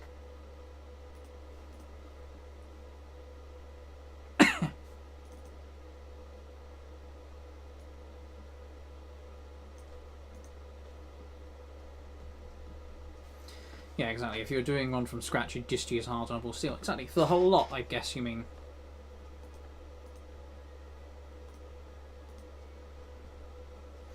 Function over form. Well, yeah. Damn right. Why muck about with, you know, having things that look pretty? I mean, I've seen some people who have terrible quality blades made. You know, they have these things which, especially if there's a lot of brass and there's a lot of stainless steel involved, you'll get some sort of stuff sold online, and that's that in a minute. But with the swords, you know, they've got these sort of molded and cast brass parts, and it's so decorative. But as soon as you try to use it, it feels wrong in the hand. It kind of looks off even beforehand, and it just doesn't function right. Now, best wood for pole arms, ash. That's what I recommend. Hickory is much the same type of stuff in the United States. So you're looking at, you know, hickory is that sort of straight-grained wood. That's really good.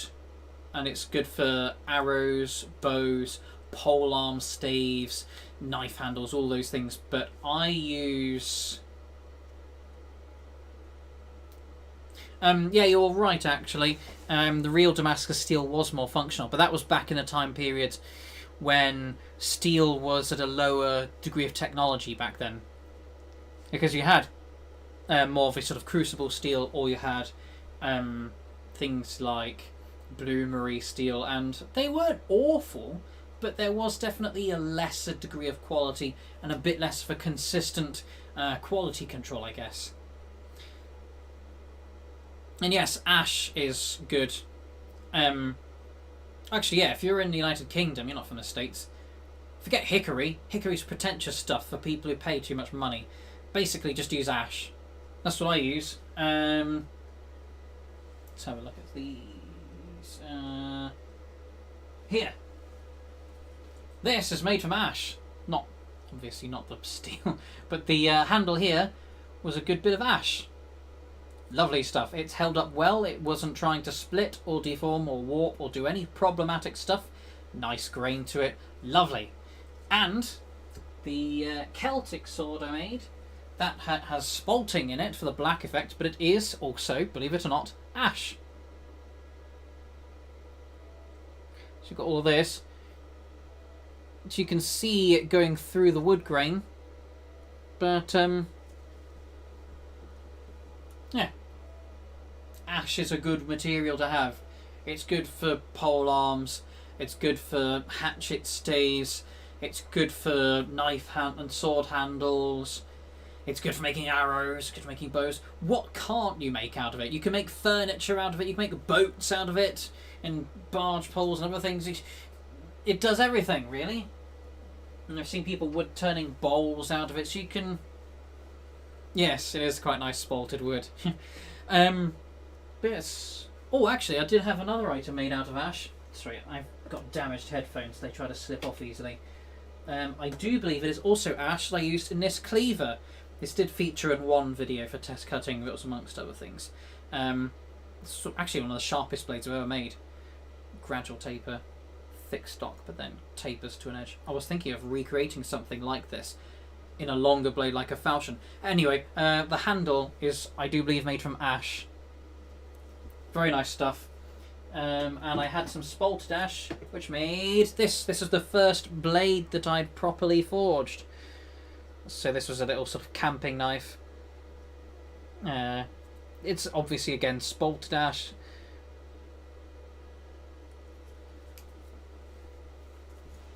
Yeah, it's nice stuff. Also quite like you.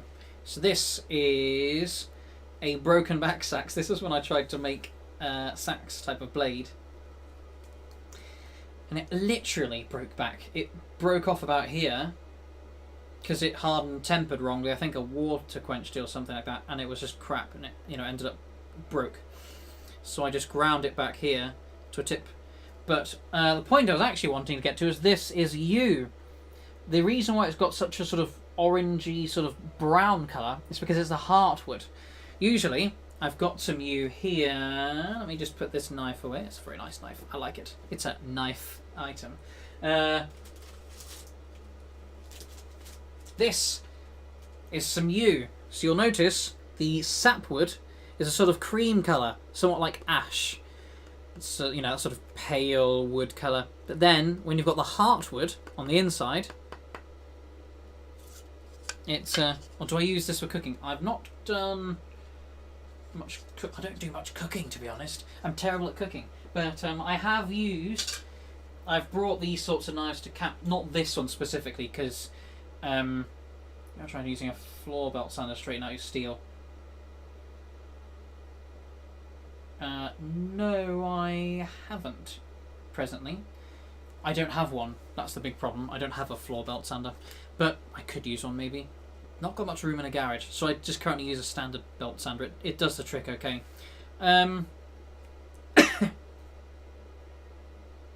Yes, yew was used in bows.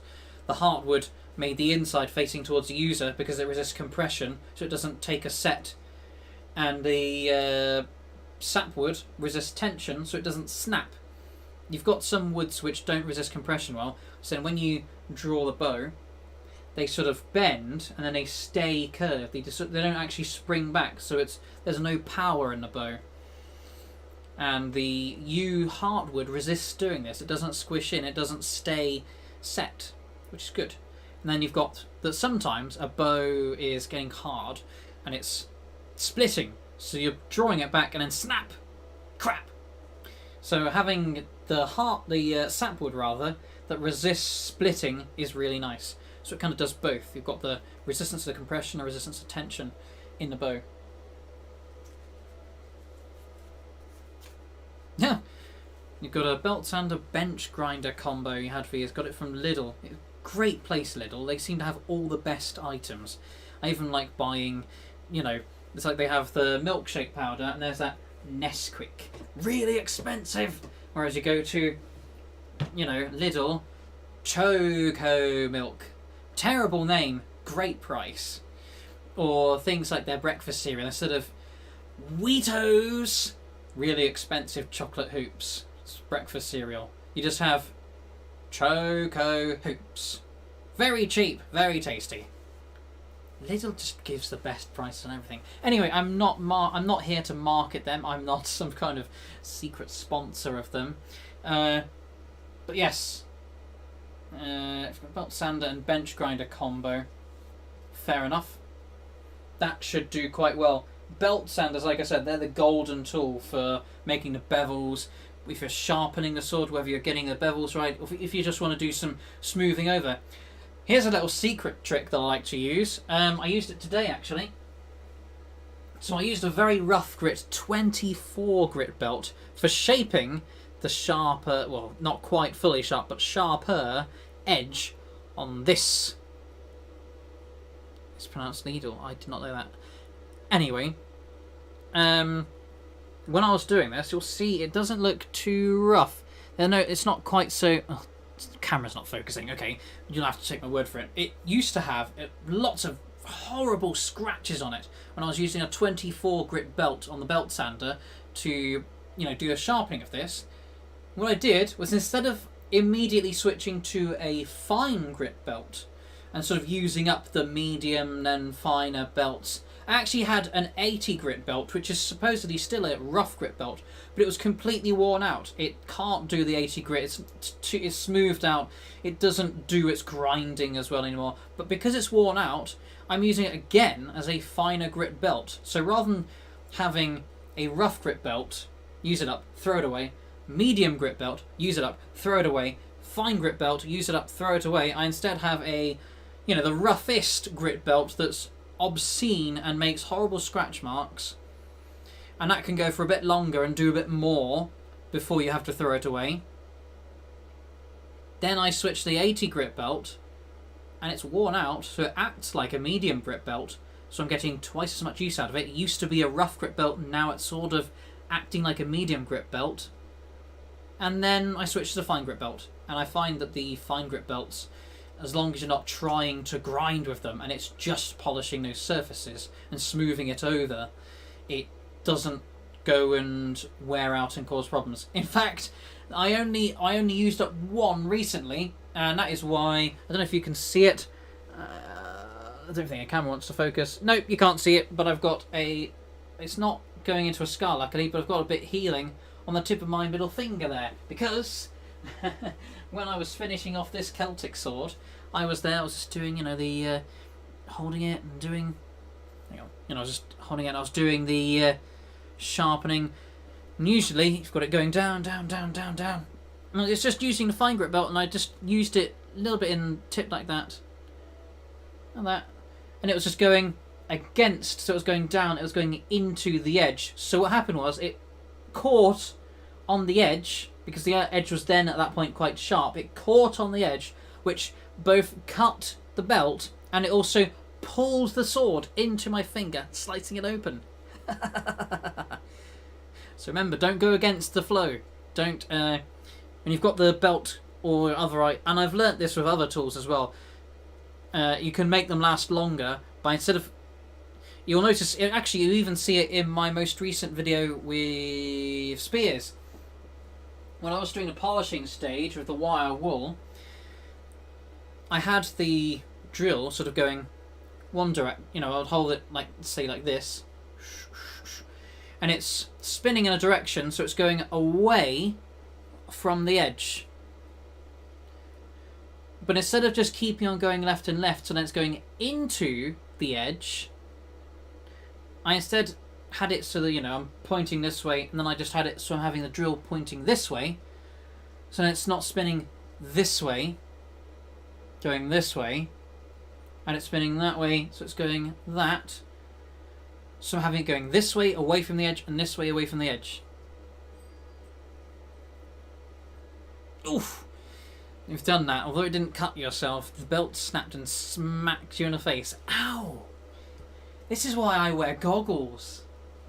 I mean, apart from the fact that the sparks are flying everywhere and I'd probably go blind by now, but apart from that, it's also good for flying debris.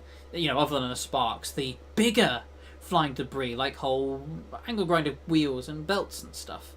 I've never had an angle grinder wheel break on me. I'm very paranoid around those things. They scare me.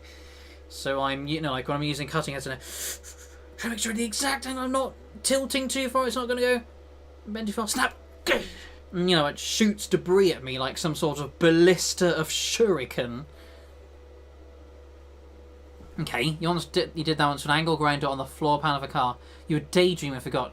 Okay, it kicked back, hit you in the face, struck you in the goggles. Whoa! Whoa! Don't. Yes. This is why you should never daydream when you've got an angle grinder. I admittedly do that sometimes as well, but you know, you're not supposed to. That's the thing. Anyway, eye protection all the time after that close... Oh, napping. So you were working with flint then? Belts are more dangerous than 100 grams of C4. Well, I guess. I mean, I've never used composition for explosives, so I'll take your word for it. But, what was I about to do? Oh, yes. Check how many people... Oh, 6 current viewers. Nice.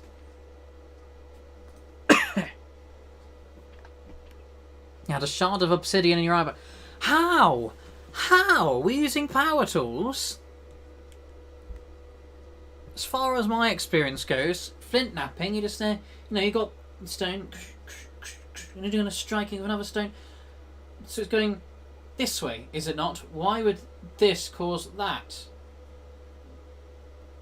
Or did you, or was it one of those downward strikes and it sort of broken it, chipped or something?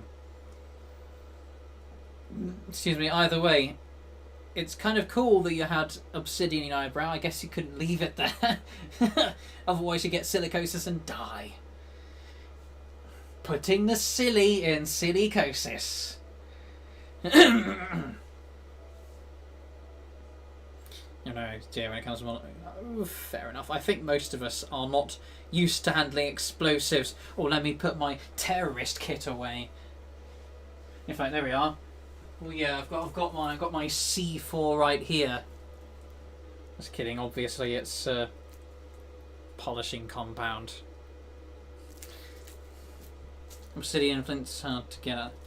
All right, that's curious because I find that my experience is the opposite. Maybe it's because of the area that I live in, but I cannot seem to find any obsidian around.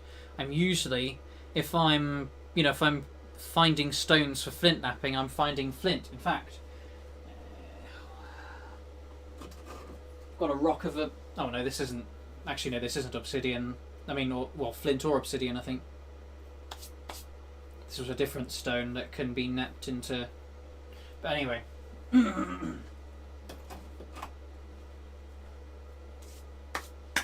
It's dusty. Yeah, obsidian eyebrow, you look like Snake in Metal Gear Solid Phantom Pain. Like punished Snake type of thing. Oh, it's got dust everywhere. Actually, that reminds me of something I saw from Arman Animations, which was about after the elections recently in the United States, and they had a punished Snake version redone, but it was actually Bernie Sanders. I thought it was kind of... Well, there's a whole lot to unpack in that video. It's only a few minutes long, but there's so much stuff in there. And then people in the comments are telling me about other things I didn't even notice, like references to the anime Berserk and stuff like that. And also just more direct references to characters like what's his name? Kenneth Copeland. I mean, I am a Christian myself, but I find that guy scary. I think, you know, he'd talk, you're possessed with the devil, and I'm looking at him thinking, just your evil eye, that expression, and ah ha ha ha ha ha ha. I think we know who's the possessed one here. It's you, Kenny. It's you.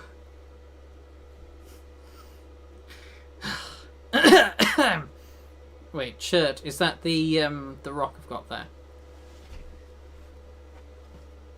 Yeah, that's got a white colour.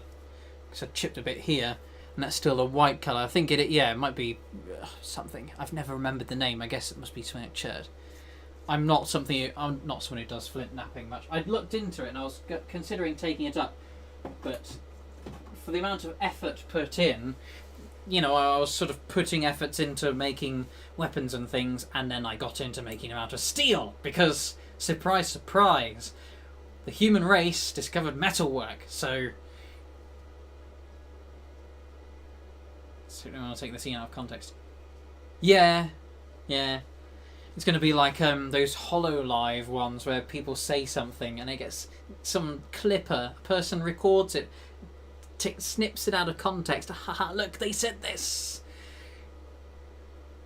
I don't know how long it will be until clippers start making parodies videos about me, of all people, with only 2,000 subscribers at the moment, but I'm sure it'll happen one day. Or maybe it won't. Which might be for the best.